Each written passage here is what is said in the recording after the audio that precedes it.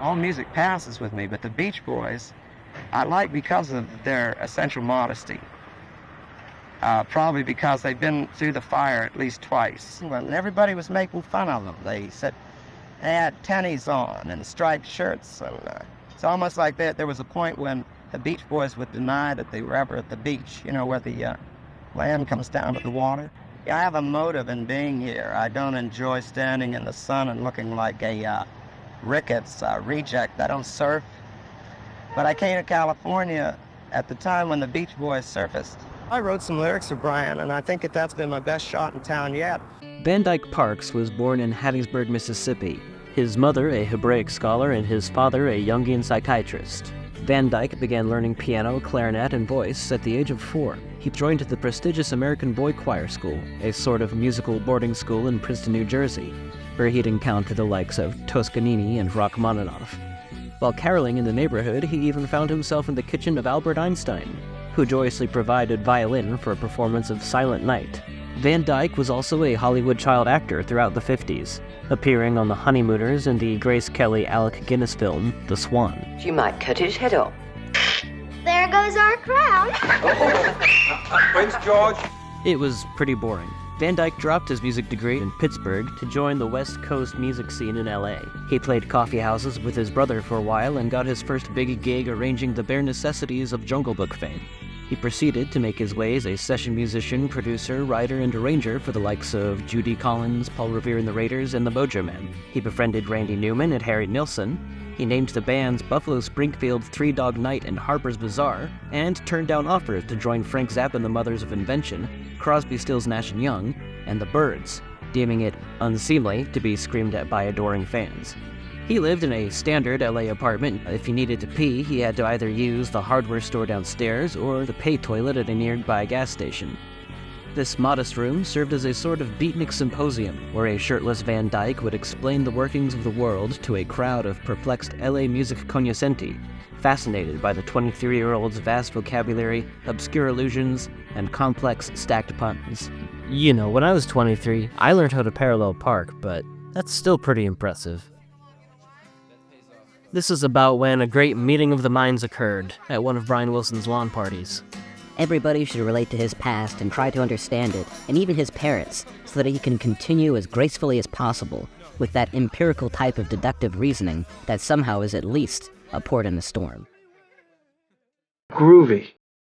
Impressed with the man's vast vocabulary and intellect, Brian called Van Dyke one day to ask if he'd like to write lyrics for the then upcoming Good Vibrations. He politely declined, not wanting to replace the lyrics Mike Love had already written, but he sat in on a session and played organ, on the floor playing the bass keys with his hands, since his stockinged feet kept slipping off and I guess he didn't want to take his socks off. He also apparently suggested doing the iconic cello triplets on the chorus. Brian, tell your cellist to play 16th note triplets on the fundamental of the chord, secco, dry as a bone, and arco. Jesse, Van Dyke says Barco. Brian called Van Dyke out of the blue one day and asked if he'd like to write lyrics for his next project, an album he called Dumb Angel. He wanted it to be a teenage symphony to God, music that people would put on while praying.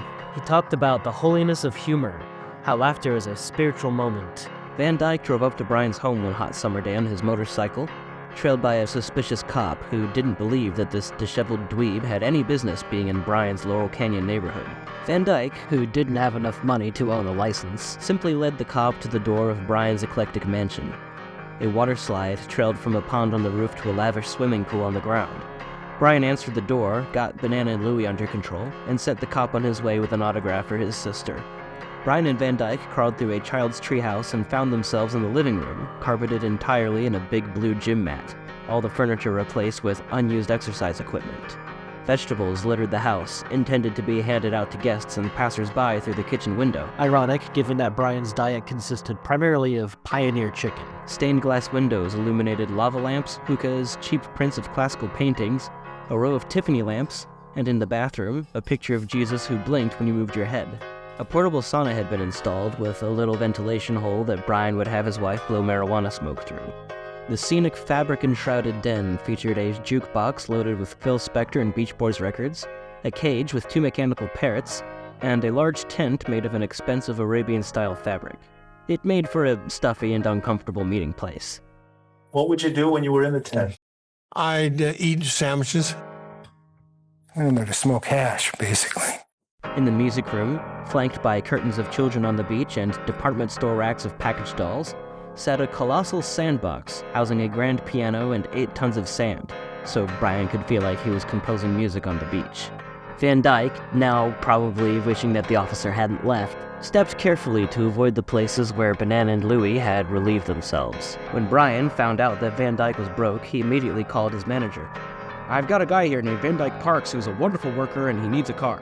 Let's buy him one, and he'll need some money, about $5,000. Would that be all right?" So Brian and Van Dyke sat down in the sandbox and started crafting this album. They decided on a distinctly American theme to stand out against the prevailing British invasion of the time. I mean, I've recently met some Beatles, the individuals, and I hold nothing against them. They're handsome, but they're also transcontinental. That's too much for me. Their focus, according to Brian, was childhood, freedom, the spirit of youth, a rejection of adult rules and adult conformity. In keeping with this, they decided on the title, Smile. Local art school senior Frank Holmes provided cartoon illustrations for the songs and album cover, which was inspired by an abandoned jewelry shop in Pasadena. Brian promised Capitol Records a December 1966 release, just 6 months away. Now, I want to give you an idea of what Smile was going to be, but this is going to be a bit difficult for the following reason.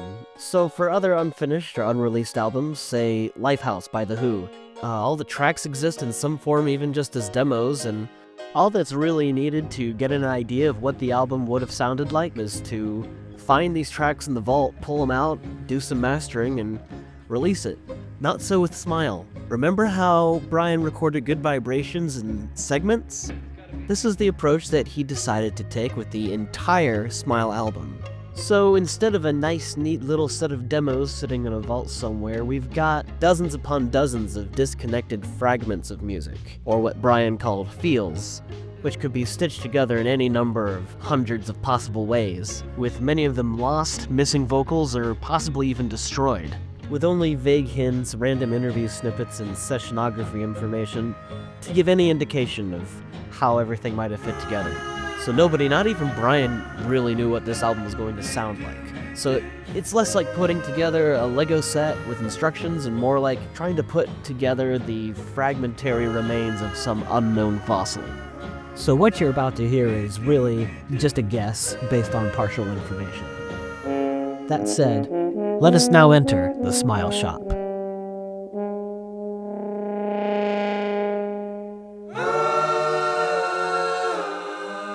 With Our Prayer, I really wanted the album to have a really spiritual intro, you know? Real religious music.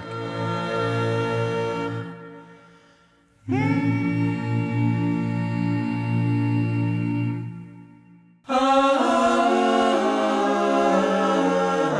Heroes and Villains, that's the centerpiece of the album. I really wanted to capture that old cowboys and Indians feel. I'll be the first to admit we borrowed heavily from an old Marty Robbins song called El Paso. Out in the West Texas town of El Paso, I fell in love with a Mexican girl. Fell in love years ago with an innocent girl from the Spanish and Indian home of the heroes. In the cantina, Margarita. There's this scene in a cantina, and this guy falls in love with a Mexican dancer there. And then the cops bust in, and there's a big shootout. You're under arrest! She falls in the crossfire, but her spirit somehow lives on. But she's still dancing in the night, unafraid of what a doodle will do in a town full of heroes and... Van Dyke and I wanted to include a lot of the old traditional American tunes, and this old guy came over to my house one night and sang this song for me called The Old Master Painter. It's about God as the artist of creation. The old master painter from the faraway hills painted the violets and the daffodils. Then I wanted to include You Are My Sunshine, but I thought it would be kind of funny if I put a melancholy spin on it.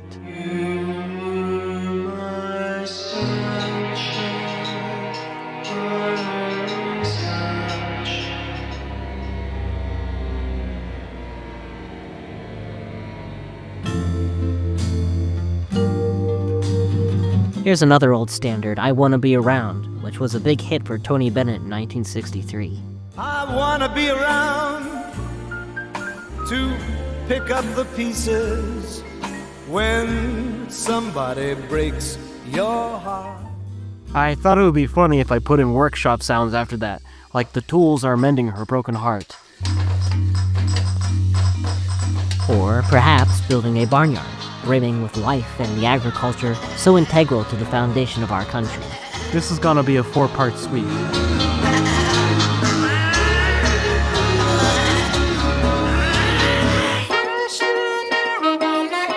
I think being healthy is really important for our spiritual well-being. So I hope this little verse inspires people to get outside and move around. Listen for the real trippy delay effects here.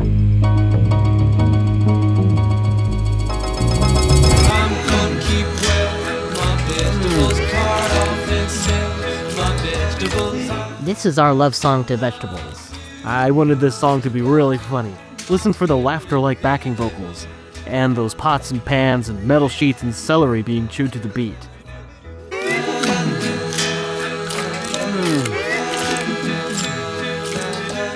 I threw in a bilingual pun, Kartoffeln sell my vegetables.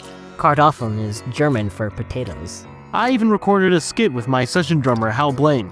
I'm stealing vegetables from this old guy's garden. Listen, meathead, I don't know who you think you are, but I'm giving you fair warning. You're gonna get a tomato all over your puss. Don't say puss. We actually drew a lot of inspiration from Curtis Springer, who was a radio evangelist and snake oil salesman. We'd tune into his radio show where he'd promote many fraudulent organic health products. Our leading sale is Manna, M-A-N-N-A.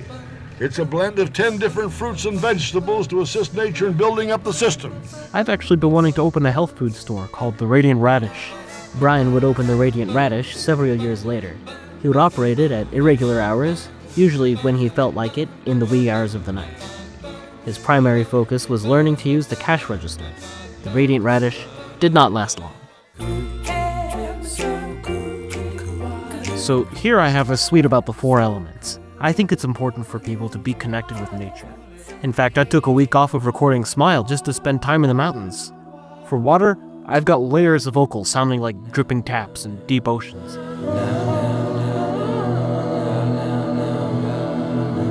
Plus, I got my pal Michael Vossi to record some actual water sounds.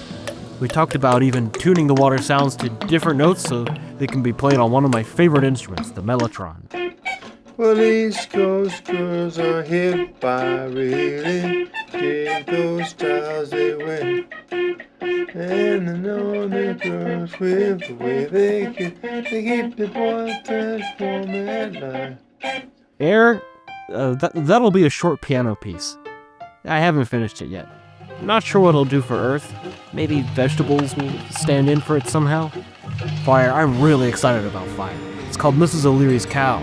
You know, the cow that started the Great Chicago Fire, and it's gonna scare a whole lot of people.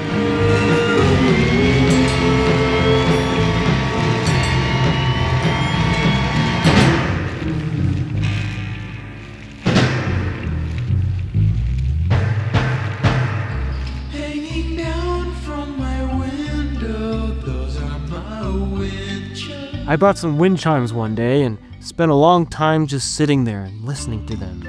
It was so peaceful. I wanted to capture that feeling.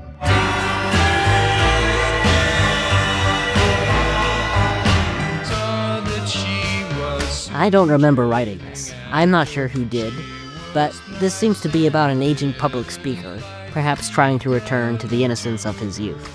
Listen for the laughing backing vocals. Late that night while by a street light, little hands shadowed on the ceiling. I don't have the slightest clue why this is called Do You Like Worms? Me either. It's a song about manifest destiny, so maybe it's about settlers trading fishing bait with Native Americans? Or the can of worms that was American oppression and corruption? I just think it's funny. Well, anyway, the verses are about the arrival of the Pilgrims of Plymouth Rock, but this is a rock and roll song. Rock, rock, roll, Plymouth Rock, roll over. One only needs to roll Plymouth Rock over to discover the writhing pestilence underneath. Yeah, then this really creepy harpsichord rolls in, like brittle bicycle spokes. I've got the boys chanting like Indians in the background. It's a lament for the loss of Native American spirituality. Gamblers clutch their bicycle rider playing cards. Bicycles roll across ribbons of concrete. A phrase I borrowed, by the way, from This Land Is Your Land by Woody Guthrie. As I went a walking that ribbon of highway. There's also a nod to the old blues standard, C.C. Rider, a song about a homewrecker made famous by Ma Rainey in 1925.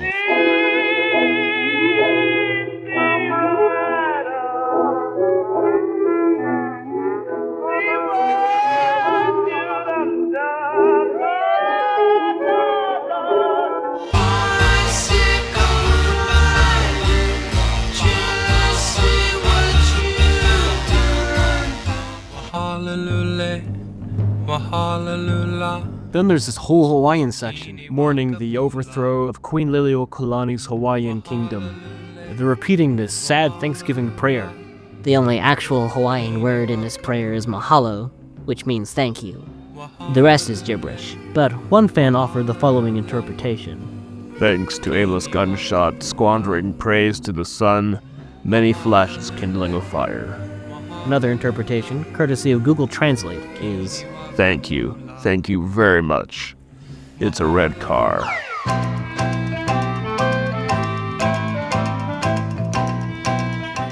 This is a song about pirates, like Treasure Island. Listen to the slide whistles. At the end, there's a calming tropical vacation with some nice marimbas.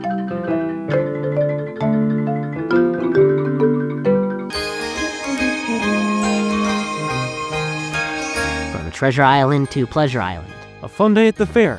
Hear the carousels tinkling out good vibrations? You can also hear the 12th Street Rag of Udale Bowman fame.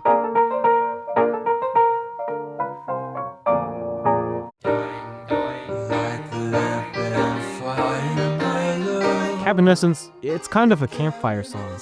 Hear the cozy banjo and the voices going doing doing. I'll give you a home on the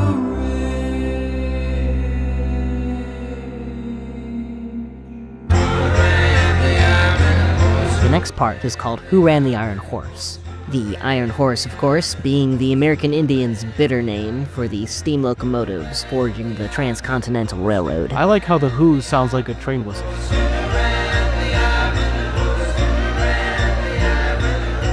There's a verse buried in the mix here called Truck Driving Man. Yeah, you can barely hear it. Here it is, turned up. It reminds me of that old Terry Fell song. I'll put a nickel in the jukebox and play the truck driving man. Have you seen the Grand Coulee? Have you seen the Grand... Next we ask, have you seen the Grand Coulee working on the railroad? Kinda like that old railroad song. Grand Coulee has two meanings here. First, the American wonder that is the Grand Coulee Dam, made famous in Woody Guthrie's song. But now the greatest wonder is in Uncle Sam's fair land. It's that King Columbia River and the big Grand Coulee Dam. Secondly, a reference to the oppressed Oriental Railroad workers, offensively called coolies. I wondered what the point of view was of the railroad spike they were hammering, while maybe a crow flies overhead, over the thresher-infested cornfields.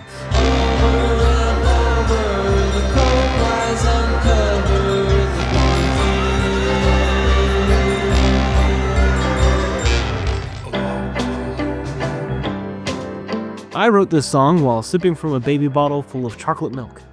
Listen to those weird pauses and the baby babbling sounds. Not sure what I'm gonna put in the pauses. Maybe talking?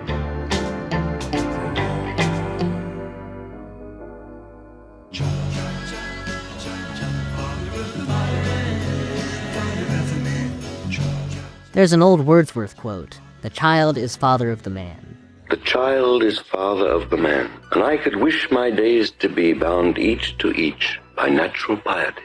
It means that we are largely the result of our upbringing. I was influenced in part by Carl Menninger, a psychiatrist who worked closely with my father. She knew how to gather the forest when God Wonderful is a pet name for my wife. It's a love song that sounds like a music box. This song is about a young girl who falls in love for the first time, losing her faith and youthful innocence in the process. There's also this funny doo-wop break I recorded for it. All is lost, yet she still holds on to the hope of one day reclaiming her childlike faith. She'll sigh and thank God for one. The title for this next song comes from an off-the-cuff joke I made. Hey, Dennis! How'd the show go? It was okay, except that show in London, at the Royal Albert Hall. They practically laughed us off stage when they saw our candy-striped shirts and started playing Surfing USA. Everyone's so sick of this surf thing. Anyway, what's that you're writing? Surf's Up is the high point of the album. I had how Blaine uses car keys to sound like a diamond necklace keeping the beat. Like the Guy de Maupassant short story about a diamond necklace that turns out to be a worthless fake. The diamond necklace played the pawn. Here's a Woody Woodpecker laugh. We're at an opera, the showy aristocrats playing their part just as much as the actors on stage. Watching through their opera glasses, they are yet willingly blind, letting the show distract them from the swinging pendulum of death descending towards them. The end of all life and institutions, even empires fall. Colonnaded ruins the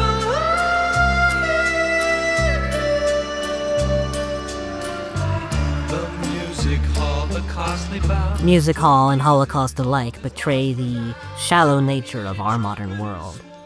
When you draw the curtain back, you see that this haunting thread of mortality is laced throughout the entire fabric of our society. That old song, Are You Sleeping, Brother John, is in there. The old friar, you know, God, spirituality, asleep at the wheel, so to speak. Are you sleeping,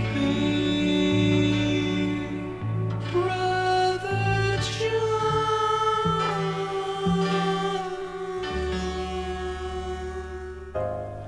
Dove-nested towers, Now we're on the streets of the city.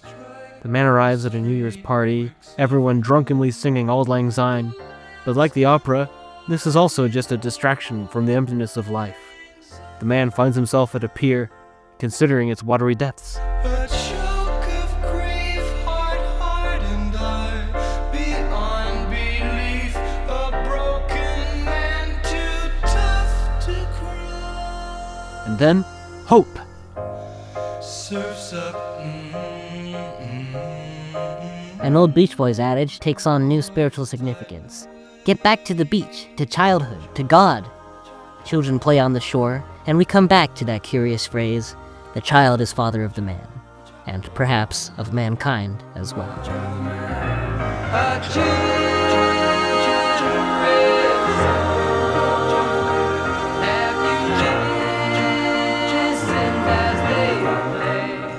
Oh, Good Vibrations is gonna be on the album too. Our lead single for Capitol Records. I also wanted there to be all kinds of chants, skits, and sonic experiments sprinkled throughout the album.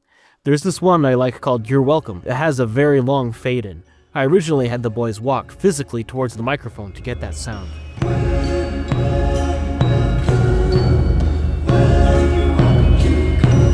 Then there's You're With Me Tonight, where I told the boys to sing with a smile. Hey, now wait a minute, I got an idea. If you sing that with a smile, you wait and see what happens, I swear to God. There were all these variations on a heroes and villains chant, imitating different songs on the album.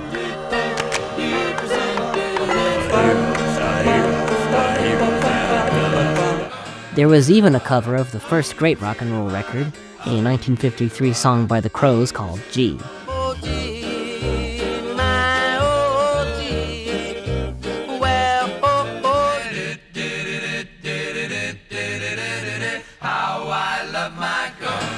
There was a part where we make weird animal sounds and laugh about a Swedish frog?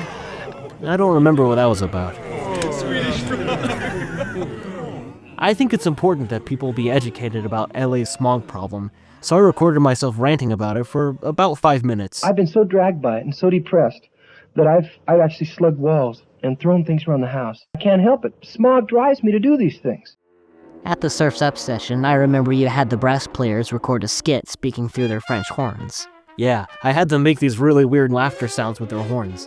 Then I came up with this skit where one of the players falls into his French horn. Okay, now can somebody say through their French horn, say, oh no, I got caught in my French horn. No, one guy.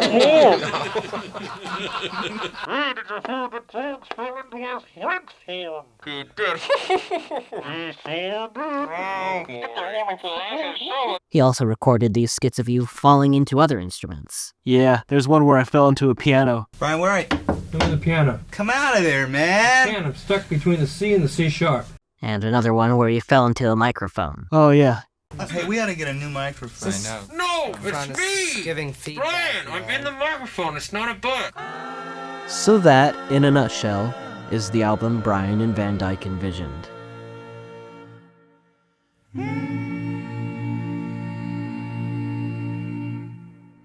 I hope this overview shows what a big deal Smile is going to be.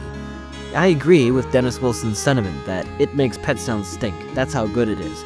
Remember, this was 1966. We didn't have concept album. We didn't have prog rock. This was going to be the first album of its kind, and I think to this day, it's still the only album of its kind. I don't know of any other musical work that so artfully harmonizes the silly and the sacred, the playful and the profound, an unpretentious spiritual journey through human history from innocence to experience and back again. I've seen very few works hold fun and spiritual meaning together in the way Smile does. With such creativity and musical ingenuity, the Beatles would no longer hold the monopoly on quality pop rock artistry. With Pet Sounds and Good Vibrations paving the way, Smile was set to utterly change the landscape of pop music. So why didn't it?